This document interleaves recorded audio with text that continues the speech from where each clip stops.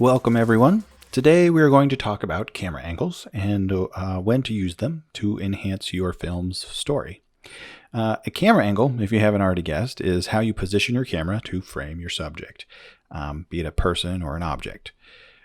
How we compose our frame can actually tell a story. Camera angles or camera movement can communicate to the audience what to feel and to think. So what I'd like to do is go over the most common camera angles.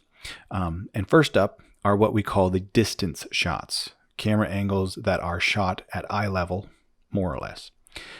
And the first one is called the long shot. It shows the entirety of your subject. So if we're talking about a person, that means you can see them from head to toe.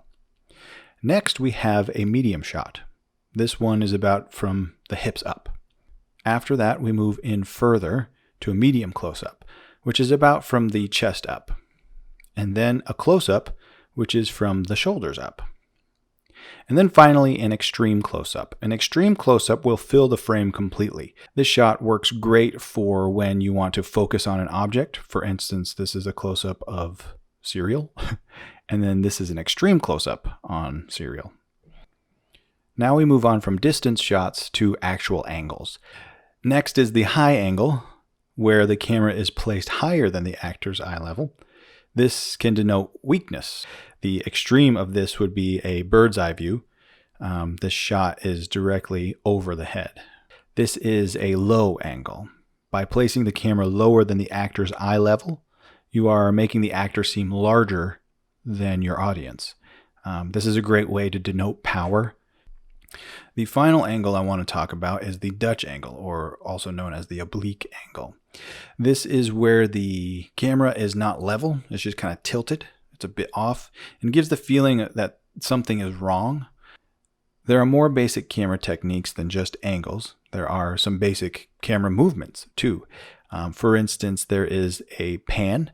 That's when you turn the camera on a tripod left or right when held in place.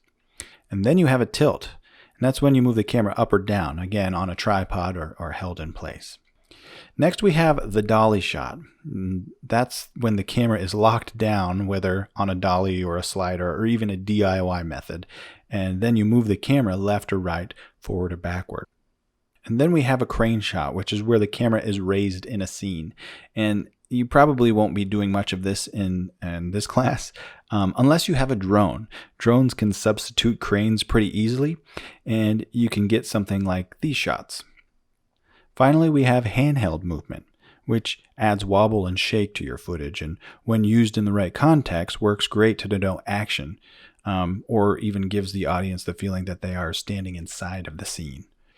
As a filmmaker, you always want to have your end result in mind.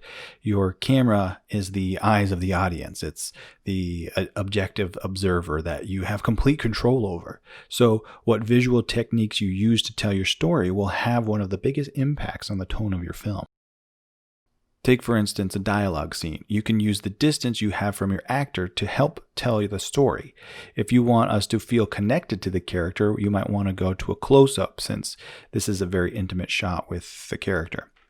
If you want us to feel more disconnected, cut to a wider shot.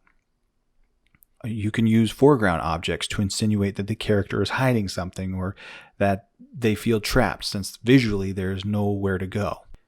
And if you want a character to seem lonely or abandoned, you may want to go to a long shot. Here we have the character in a wide open and empty space. And finally, we have depth of field. This is one of the easiest ways to force your audience to focus on what you want them to. For low to non-budget filmmakers, this used to be next to impossible to get. But now, thanks to DSLR cameras that have interchangeable lenses, as well as the Filmic Pro app, you can use this technique in all sorts of creative ways.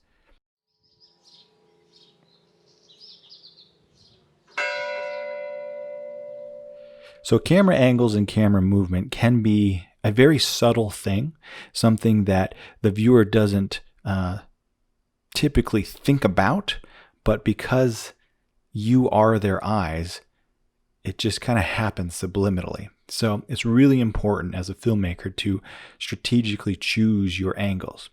So there you have it, the basics you need to get started with better visuals. For your homework, download the Filmic Pro app.